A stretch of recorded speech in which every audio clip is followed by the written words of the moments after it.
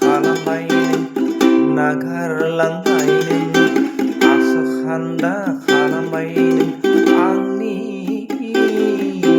मिजिं थिनायखौ गोरबो बिखानि बेसेबांबा गोबावनिफ्राय सानाय मिजिंखौ नोङो दिनै गेलें खालामबाय मा होननानै रायदावबावगोन आं नोंखौ दिनै लामा दथायाव लोगो मोनबोला राहा गैया जेबो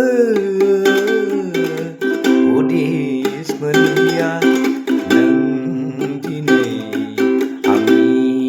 गोरबोखौ माबोरै